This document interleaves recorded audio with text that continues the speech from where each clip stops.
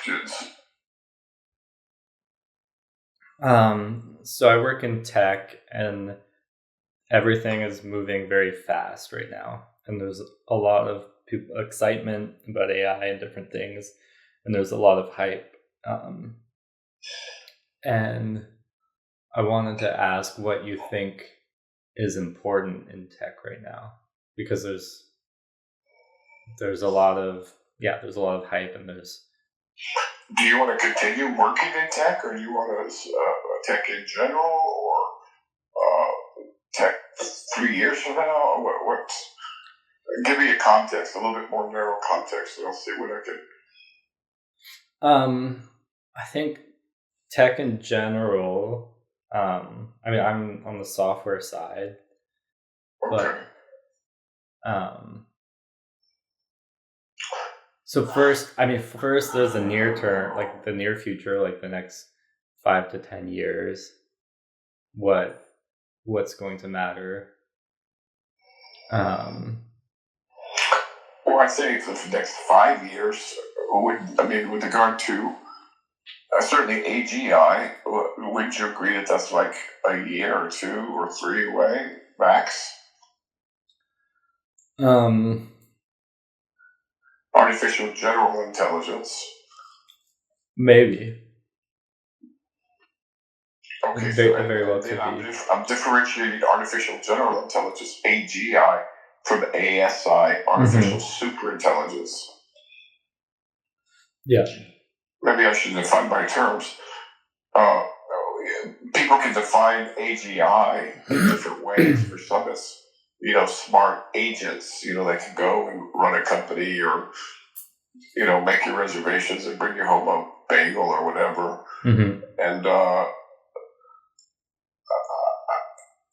And for others, it's when the intelligence, the general intelligence for artificial general intelligence, is greater than all humans combined. All humans that ever lived on the earth combined.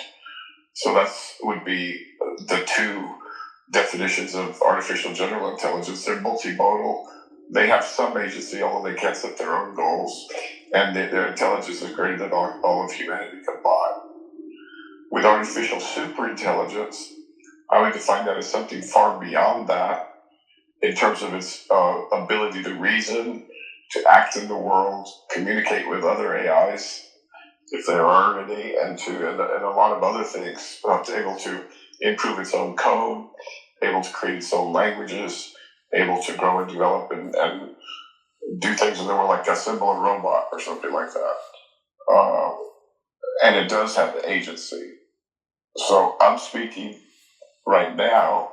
I presume you're asking about AGI, not ASI. Is that right? Yeah. Okay, could you repeat the question one more time so I can get some clarity on it? So the question is, we have the terms defined. The question is, what work in tech really matters right now? Well, I'm not an expert in technology, but it seems to me that the higher up the coding chain you go, the more important for now. Also, although AI is captured all the imagination, I would imagine there's a lot of work that needs to be done in user interfaces, or APIs, or interfaces between different systems. The kind of thing that maybe a company like Palantir is doing, where basically you get these things to work together, or you're using a AI for the huge contribution it can make to efficiency and productivity in this country. Right. Now, in terms of the work, I think that there's going to be a huge, what do we call it, disjunction, some discombobulation, some disorientation. Every one of these words has dis in front of it. Do you know where dis comes from? No. disaster, etc. Why don't you look up the root DIS, just for the sake of the audience? So it's because it's a very good prefix, and people need to know what it stands for. Dysphoria, dyspepsia, dysentery, Sure. disease. Let's see. Disaster, that's my favorite. Word forming element of Latin origin, meaning 1, lack of, not, as in dishonest. 2, opposite of, the opposite of, as in disallow. 3, apart, away, as in discard. From Old French des, or directly from Latin dis. Apart, asunder, in a different direction, between, figuratively, not, unexceedingly, utterly. Is that it? And there's more. Dang, they didn't get the big one as far as I'm concerned. What's the big one? To me, it's like bad. It means disease, disaster, disorientation. It means bad. In medical context, it might be pathological. Dysplasia, which means you've got some pre-cancer. Which dictionary are you using? This was etymology online. Oh, okay. Yeah, all right. So it's interesting that it didn't include mine, the one that I would put at the top of the list. Ask the AI real quick. So what does the prefix dis mean? Maybe I'm off. I'm so old that I have to use a dictionary or a thesaurus the way other people use K's, because my words are so arcane, like out of pocket. That thing kills me. Out of pocket? Yeah. What does out of pocket mean for you? In my day, it meant you're going to pay your own expenses. You're going to pay out of pocket, right? It also means that. But what else does it mean? It's kind of crazy. It means if you said something out of pocket, it means you said something that was like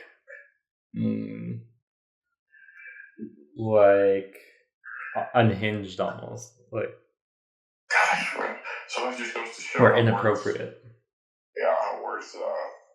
Yeah, Grok is saying it's the negation or opposite, reversal or removal, separation or apart. So it doesn't mean bad. It's just the negation. Well, so let's look at the word disaster. So it comes we have an aster, which means star, right? And what about the dis? Which dis would you apply there?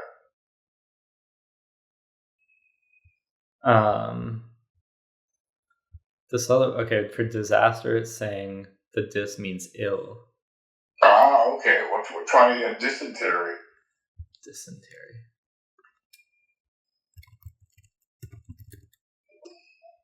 Or dysphoria. Or dysplasia. Or also maybe it's just a medical thing. That's good for me to learn.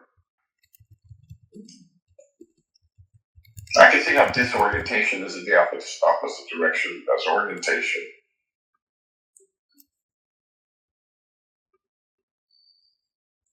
Dysentery. So dysentery is DYS. Oh yeah, that's what I meant, DYS, right? Oh, they're not the same? DYS and DIS? No, they're different. So what's DYS? DYS means bad, ill, hard, difficult, normal, imperfect. Oh, okay. Thank you so much. I'm the one who got schooled today, but that's good to know. To me, the Y and the I would be interchangeable. This is this. Right. DYS? Yeah. Let me ask Grok. So maybe we should be saying disaster with a Y instead of an I. Yeah. That's great to learn something brand new like that. I've always, because of med school, I learned one way, And now I've learned another. So dis with an I comes from Latin dis. It's related to the prefix di. Okay, it's related to it. And dys comes from Greek dus. Okay, so we have the Latin and the Greek, and the Latin is how I was using it, and Greek. All right. So now I understand when they say don't do this, don't do that, right? Because of the opposites.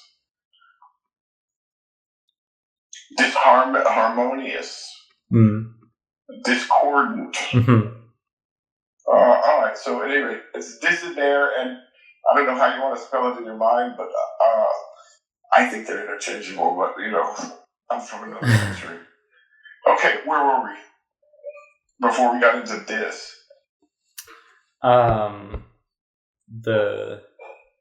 We're talking about tech. Oh, I remember that. Okay. This and that, I think it could be very, very useful in the future. I think people are going to be using that. Okay, so now, so tech, and I was saying that basically the hype is probably, there's some reality to it. The transition is going to be long, I think longer than people imagine. So there's going to be quite a bit of work. But the work, I think, is most likely, I'm talking about tech work, is most likely to be in bringing other companies or other people on board with the AI. Let's say you got a used car inventory and you got a whole Rolodex full of customers. With an AI, if you used it properly, you could combine those two and you would know who was going to buy a car when or likely to buy a car when, for example. Or you could do background checks on people before you sell them a used car. Or you could use it for your recruitment for used car salesmen. You hear what I'm saying, right? Yeah. So it can be used. So to be well versed and somewhat authoritative on AI, just the generic stuff, I think would be a good place to be positioned in tech. Yeah. So and then after 5 years, 6 years, I think all bets are off for everybody. Yeah. And so I guess this is where it's more interesting. More longer term, if we look at just like human evolution and tech in general, it's like tech is making everything we do easier and easier, giving us more leisure time. And so we can... I'm not sure I'd call it human evolution yet. We may be stagnating or going backwards, but we can assume that it's evolution, right? In a direction that's going to lead anywhere. But it is leading somewhere, and we can point to it leading to, either total destruction or a place where nobody has to do any work. Correct. And I contemplate that kind of thing, not infrequently. And what I realized is that humans are going to be miserable, just as miserable whether they have robots or not. They're going to be just as unsatisfied or grouchy or ungrateful or irritable or whatever. And also, I think there's a lot of magical thinking that these robots, these AIs, are going to, act perfectly, which I don't think they're going to do for a long, long time. And so humans will be the humans that are going to be dissatisfied chronically are going to stay dissatisfied chronically, no matter whether they have to work or not. Right. Now we should shift the blame to another focus, right? Instead of the government, now it's the AIs. Right. Instead of I don't know if that helps much, but why wouldn't there just be these large tech islands, from the big that houses the big AIs like Google, Facebook, Tesla, XAI, and maybe Llama from Facebook. Why wouldn't they continue to grow in power?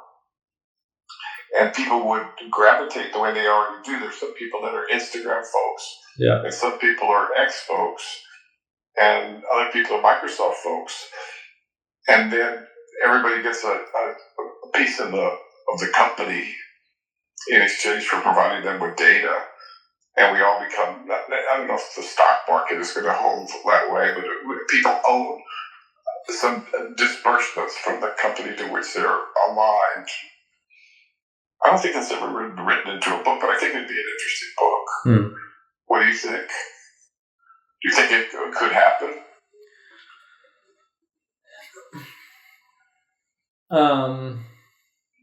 Be interesting. Well, what other form of organization do you imagine, I guess, is the other question. If the government were to control all that, I think it would screw up pretty quickly.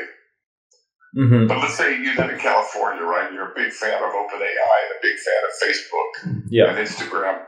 That's very different than if you're an X type of person, in which case you're more likely to live in Texas or Florida or something like that, and your main leader will be it'll have a different flavor, right? Have you read this The Diamond Age? No. By Neil Stevenson. Well, tell us about it. He's got that book and what's his other one recently? And Snow Crash. Well, Snow Crash has a very good reputation. Is it readable, or how many syllables are the characters' names? Yeah, it's very readable. All right. Please send me a link, because I'm reading sci-fi these days. Okay. I think everyone should read some sci-fi. If you can bear it, people should read of course, the Foundation series. But in addition, the other one that's very difficult, what's the one with Player of Games, and who did that series? Player of Games. Ready Player One? No. This is much more difficult than... This is really about life after the AIs and living alongside AIs. Elon Musk recommended it too, and I gotta say it was a good recommendation. What's it called? Look at Player of Games book. What's it called? Player of Games. Player of Games. That's not the book I'm recommending. That's the book whose title I can remember. Oh, Ian Banks. Oh, Ian Banks. Yeah, the Ian Banks series. The Culture series by Ian Banks. For all you hardcore science fiction people, that's a great... those are very good because they illustrate how AIs are likely to emerge and how we could live alongside them. But there may be some elements that are not that scientifically oriented, but more fantasy oriented. And then for people that want a lighter version of that, there's a book by Michelle Banks, much easier to read, and it's about living with intelligent AIs and robots and things like that, but to a much lesser extent. What else can people read to prepare themselves? For people that want something much lighter, more, kind of, I don't know what the word is. The guy won the Pulitzer Prize. The Japanese guy wrote a book about an AI that kids would buy in the future and take home and then be their companions. And they're powered by the sun, so the AI really likes to be near windows. But it talks about her trials and tribulations, being the AI and robot companion for a little girl. It did win a Nobel. I didn't like it. I thought it was too cute, but that's just me. And so, in one way or another, people need to update themselves from whatever Star Trek, the next or whatever their base is, and move up to the new century. I think that's important. So something tech guys could do, if they haven't already, is read select sci-fi books and let your mind free associate. Right? Because the need will be mutual for a while, for a good long while, I think. Yeah. Because we're really nowhere close to usable AIs or robots, as far as I can tell. When I say nowhere close, I mean, a couple of years, 3 years, 4 years. Yeah. For the AIs and I don't know, 6 years for the robots, 5 years. Mm-hmm. But they're not going to be. There's a great Russian series called Better Than Us. Notate that down. It's suitable for boys and girls, men and women. And it's a surprisingly invigorating look at life with a home bot. Mm. And what the kind of things that what can be expected. Now, they have different levels of bots. Mm. And so, going back to the other, I don't know what you call it, this notion that we buy into a certain AI, right? That becomes our primary AI. That becomes our worldview, and it already matches our worldview somewhat. Yeah. And then we're tied to these corporations. And if we're going to be using their AIs, we're giving them the data. Data becomes more and more precious. Yeah. And so then what happens is we develop these little states within a nation, that aren't tied by geography. I think Balaji, Balaji, is that right? Balaji has talked about the network state where we organize ourselves around. Well, in his case, it's the crypto, but we organize ourselves around certain ideas and ideals and affinities. Do you see what I'm saying? Mm-hmm. So it'd be an extenuation of the current political divide and hopefully a solution to the UBI problem, the universal basic income problem, and a way to I was going to say prevent conflict, but that's going to be the opposite. There'll be plenty of conflict between the, what should we call them, network states? Yeah.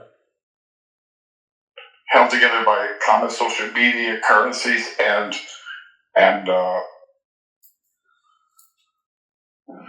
they'd have to have territory. Ethos. Pardon me? They'd have to have territory as well, I think. Yeah, but it's not. It doesn't have to be contiguous. No. So that's very different. Yeah. I mean, so you could, it's a different world order. Mm-hmm. So thinking about that, thinking about, okay, well, you see, because your generation is going to design, build, and do all this stuff, right? Mm-hmm. And we need a new world order. Clearly, I'm a free market guy, but and I think that free markets will prevail, but there has to be different kinds of free markets. It can't just be capitalism, because once you're a mass capitalist, it's like 1,000 times easier for you to get more capital than it is for anybody else. Do you see what I'm saying? Mm-hmm. That's not sustainable. So maybe it's shares in these conglomerates, and they pay a dividend, or something like that. But to be thinking about this. And do you enjoy writing? Writing? Yeah. Sometimes, yeah. Well, so maybe you could write something or read something. But we got to start. We're at the point where you got to really start thinking outside the box. Mm-hmm. And no, outside the box, but because the box is getting better, it shouldn't be outside the box. But the box is getting so much bigger that you got to start thinking in different ways. Right. And that's so, obvious. By the way, have you read some of the? There's a literary AI that hasn't been released yet. Did you see that little essay I sent around? The one that Sam Altman. Yeah. I was impressed. I was very impressed. I mean, there's places where there's errors and it's small c or whatever, but one editorial pass would take care of that, right? Yeah. By another AI, and you can get rid of all that. But I thought the concept of the story and the delivery was all pretty sophisticated. What do you think? This one the latest one he posted? I don't know. This was just an AI writing the metacognition. Yeah. I didn't read the whole thing. I just read like a paragraph of it. Yeah, I would read the whole thing. It's only a couple of pages. Yeah. The ending is what I thought was the best part, I think. Okay, so So we're talking about tech. We're talking about it in what context again? Help me get refocused here. About like what really matters. Okay, well, tech doesn't really matter. Tech is not really going to change our lives that much because our temperaments and our chronic happiness or our chronic unhappiness, our chronic dissatisfaction. Well, there's a dis. Oh, I see where it means the opposite of satisfaction. Dissatisfaction. Yeah. And will lead to chronic dysphoria. There's the DYS. Yep. Okay. And or the opposite. If you're going to be happy, you're going to be happy. You're going to be, if you're going to be joyful, the external circumstances don't matter. Is what I'm saying. Mm-hmm. So now, why is that important? Because that's the most important thing for humans. Just in general, people want to be happy. Yeah. And the machines will not make them happy, and they won't prevent them from being happy either, probably. Right. Do you see what I'm saying? But it still seems like, in the Tao Te Ching, it says all beings work without exception, right? Correct. So, and I can see from what I'm saying, it sounds like I don't think we're going to have to know, but I think that part of the exchange with, let's go with it just for the fun of it today. The exchange between these large corporate overlords and the peons is we provide them with data, right? Or we provide them with original content or original ideas or original weird stuff that they couldn't have done themselves with synthetic data. Right. Or something like that. So, and also remember the Tao Te Ching, it's true that all beings work without exception. But it doesn't say anything about how much they work. Right. That's a good point. A 40-hour work week was unheard of during the Industrial Revolution. Or if you're shoveling coal or something like that, mining coal. Right. And now we're going to a 4-day or 3-day or not even leaving home for work. Right. So it'll be something. Which brings up a very important point. In these scriptural texts, are texts that we treat like scripture because they're so valuable to humanity, especially like the Tao Te Ching, but also in some of the other texts. I'm thinking in particular of the Quran or the Flower Ornament Sutra or things like this. It's very important that we can't treat them like we're not well in the head. These are sophisticated texts.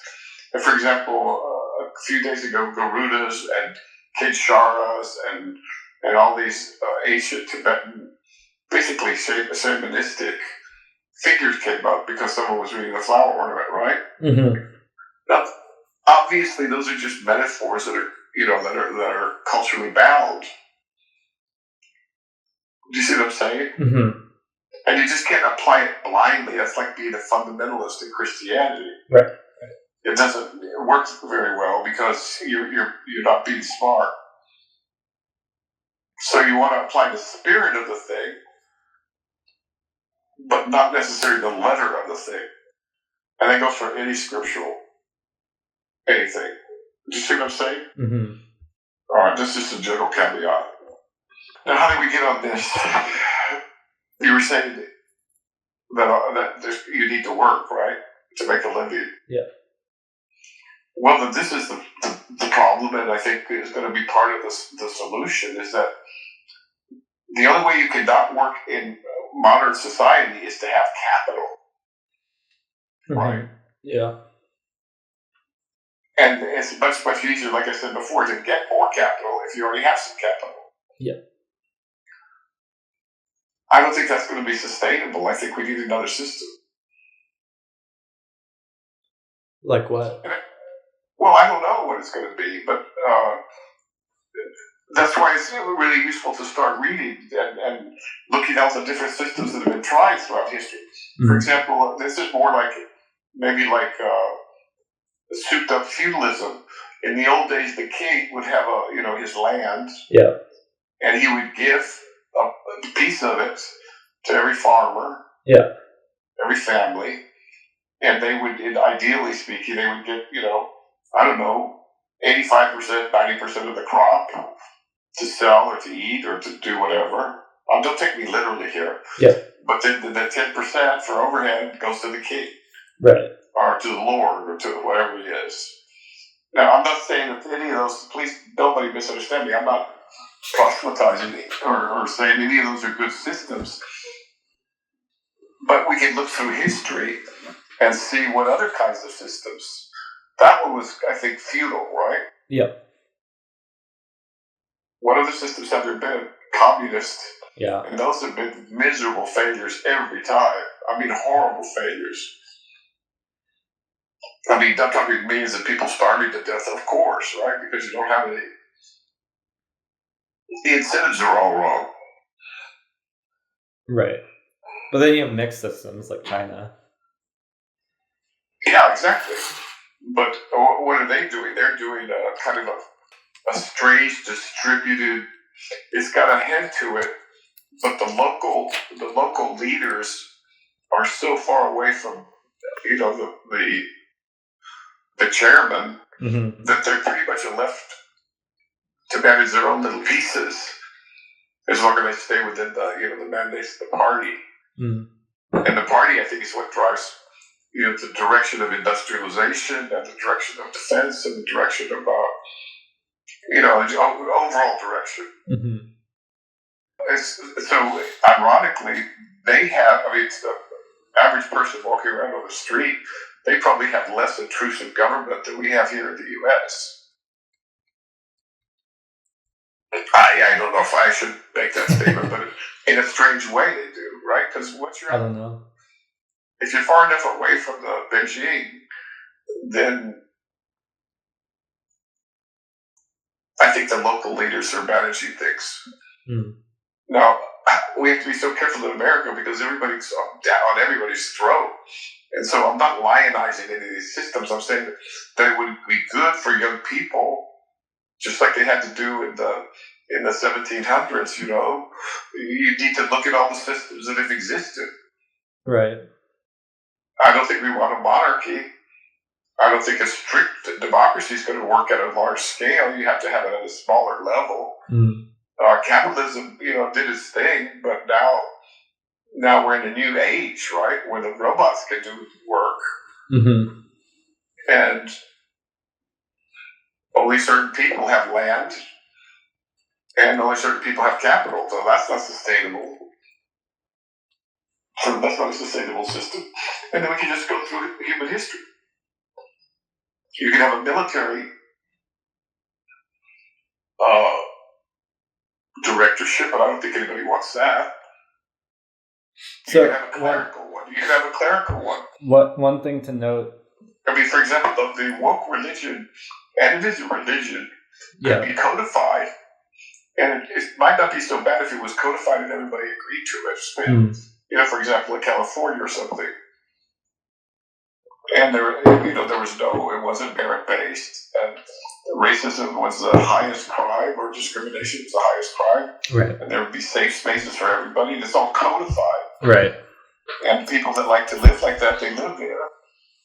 And they all, their overlord is, or their overlord has negative connotations. Their protector substrate is Facebook.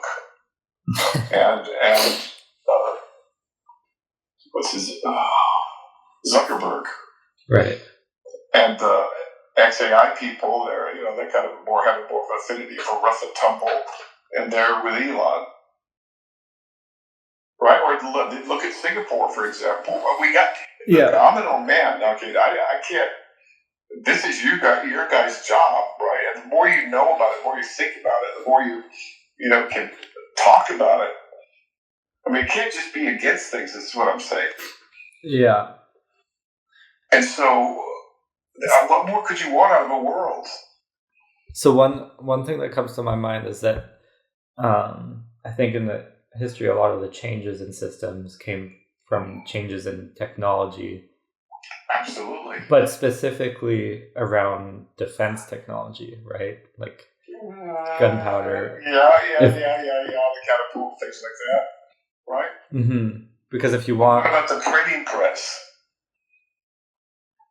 And what about the idea that you can have a theocracy? What about Islam? You have theocracy. I'm not voting for any of these, but what I'm saying is that there could be major changes that are not military at all. Yeah. I mean, they usually follow military ones, if I'm actually going to be totally honest, or they precede them. But well, here we are, though. This is the biggest technological change in the history of our species. And so people are going to want to do all the transhumanist stuff and go to Mars and do all kinds of crazy hybrid things, hybrid creatures. Other people are going to say, no, we don't want to be anywhere around that. And don't let it invade our part of the world. Is there anything that says that everybody has to do exactly the same thing? Some people are going to want small personal farms, so they live in a different state. Yeah. So instead, okay, now let's just scratch the corporate division and look at what federalism is, really. What federalism is you do what works for you locally. And we'll just take care of the stuff that you can't do locally. I mean, it's gross, oversimplification. Yeah. But maybe that's another route. Or the opposite. We go global, and the whole world submits to an AI overlord or a trusted leader. Or maybe there's two. So yeah, you're right. Tech is very, very important, and what you're going to do is very, very important. And you could use tech to help you review some of these styles of governing ourselves. And so maybe we can develop something, not copying history, but learning from the mistakes of history, and then learning from the positives of history, and put together something more suited for instantaneous information transfer and machines that are far more intelligent than us. Right. Do you see what I'm saying? But that's your guys' generation. I think you should give it a try.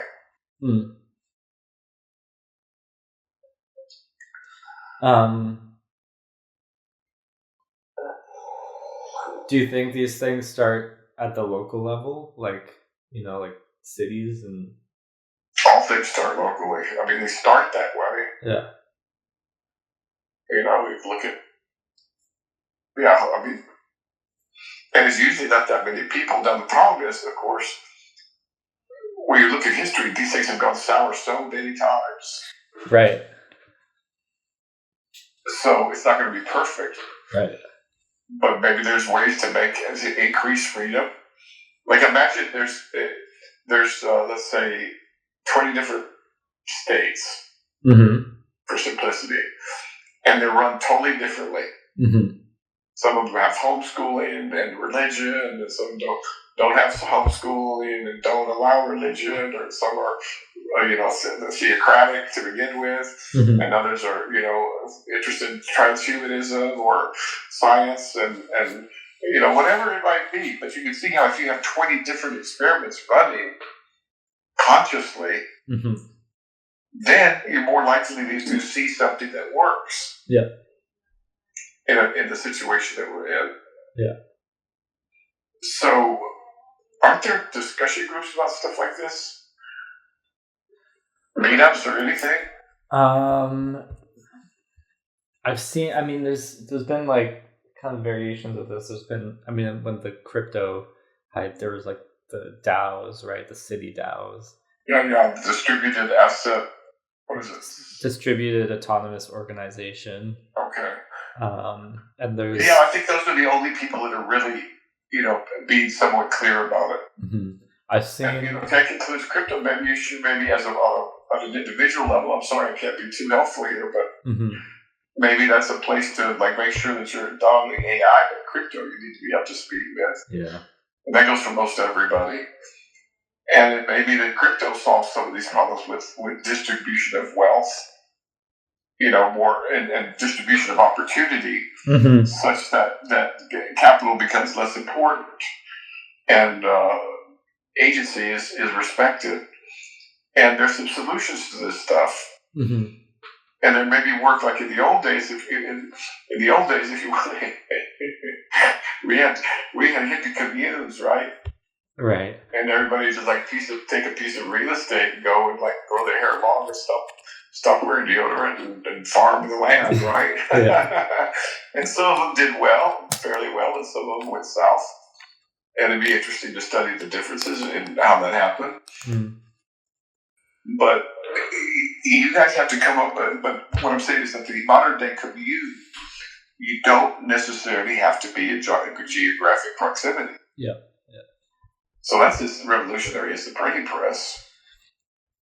Well, on that note, I mean, I've noticed with Twitter is really putting me in a bubble. Is it? What kind of bubble? I'm curious. It is, I mean, very technological. Yeah, because that's what you spent your time. That's where you linger most. Yeah. But it's a lot like a mirror, a mirror of your mind, which is really disheartening to think. But, the algorithm kind of just gives you what you like. Hmm. And it knows what you like by how much time you spend on different things. Yeah. Which is its own form of oppression. Yeah. So, yeah, you are in a little bubble. But you are working in tech, and you do want a better world, and maybe there's a new, Oh, but sorry, I was going somewhere with this. When I noticed I'm in a bubble, and then what that means is that if I'm like talking to people outside my bubble, it's harder to talk to people because if there's a certain topic in their bubble that's complete, like the narrative is completely different, right? Yes. And so it's hard to talk about things because they see things completely differently, and you can't fault them for it because the information they're getting is completely different from the information you're getting. Okay, so let me give you some perspective on that. Yeah. The same thing was true back in the day, in the 60s, when this whole thing began, more or less. I don't think it's unreasonable to say that. But the hippies couldn't talk to the cowboys. Mm. The kickers couldn't talk to the jocks. The jocks couldn't talk to the nerds. Okay. And, it's always been like that. Mm. Now, what's been added is overt hostility and hatred, and also acting out. So that's not okay. Do you see what I'm saying? Mm. You wouldn't deface somebody's car, right? You wouldn't hurt their property or their person, and you certainly wouldn't threaten them. And you wouldn't call the police on them or anything like that. So that's the problem of people of pushing. People, unfortunately, okay, we need to understand what's behind that. Mm-hmm. Are people being paid? Are people getting promoted? Are people what's going on? Do you know what I'm saying? Because that's very, very corrosive for our society. But in terms of the not being able to speak to one another, because you have a different vocabulary, different values, there's the tribal aspects, the clique aspects. That's always been the case. But it used to be more localized, right? Whereas now it's distributed, and so the people in your community are all different. True, fair enough. But let me come back at you with this. You guys are the bringers of the new tech. You guys are the ones who are creating, bringing the gunpowder and the printing press and the combustion engine. Yeah. And so it'd be smart for you guys and good for all of us if you could show us how we could use what you've brought. Mm. Because we're going back to the beginning of the conversation. If you go to a business, any business, I usually use car, but I was trying to be. If you go into healthcare, and you say, "Hey, listen, your systems are antiquated. They don't talk to each other. They're designed to not work, and your privacy controls are out of whack, and there's too much of a burden here on the people that are having to deal with the computer instead of dealing with the patient." And you said, "Look, we could do this better for you."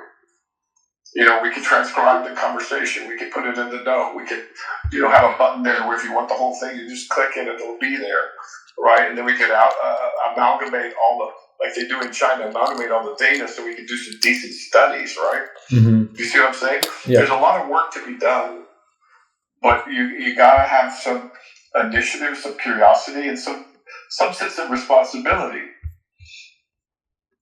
right? Mm-hmm. And I think it's easier if it's not just for yourself. I mean, I'm a little bit biased because that's been I'm a physician, right? Or you could be something else, a nurse, a teacher, or even an attorney. Mm-hmm. God forbid. There's so many different things, right? Yeah. Where you go and you contribute to the system and the evolution of the system. And if not you, who else? Right? Yeah. There's got to be something like this going on somewhere. Or Balaji, he's not American, I don't think. Is he American? He's American, but he lives in Singapore. Okay, or just look at what they're doing, or ask them what they're doing, and look what would complement that, or what would work with that, or whatever. Just get some juice. You need juice. Yeah. And the juice generally comes from the heart. Mm-hmm. I mean, half the people are going to hate me for saying this, but where Elon gets his energy and juice from is actually love. Mm. Right? Yeah, I can see that. So what's most important in this technological age? Self-understanding and love. And then everything else becomes, it'll fall into place because the needs are all out there. Mm. So I'm sorry if I've been a little preachery, but this is your time, right? Mm-hmm. And I wish you well. You don't know how optimistic we were in the 60s. How we were going to transplant hearts. We were going to make artificial kidneys. We were going to solve DNA. And we were going to translate, we're going to put voice to speech to text. And we were going to, have the Great Society and get rid of all this racism and all this other crap that was coming us up. Interesting. Come on, people now, smile on your brother, everybody get together, try and love one. It was, and there were some gays, stop the war, and there were some real screw ups too. So you can learn from the mistakes of us old geezers. Yeah. And also what we did right. But clearly, our government needs to be cleaned up. And the next government is going to need to be redesigned in a better way because our educational system failed, our military system failed, our political system failed. And I don't know how much corruption has to do with that, all of that, but maybe more than immediately obvious. And then there's a bunch of other things. Our post office doesn't work very well. Okay. Anything else before we wrap up? No. I'm gonna send you a Grok link about these books. Okay, excellent. And thank you, sir. And so there's an open mind, an open heart, but also there's an open mind and one that's actively curious. Mm-hmm. Actively saying, okay, how is this gonna?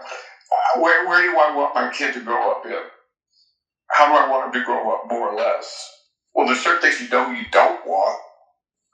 You don't want him stepping over needles and human feces on the sidewalk, right? Mm-hmm. So you start from there, from the very, very obvious, and then go to the more sublime. Yeah.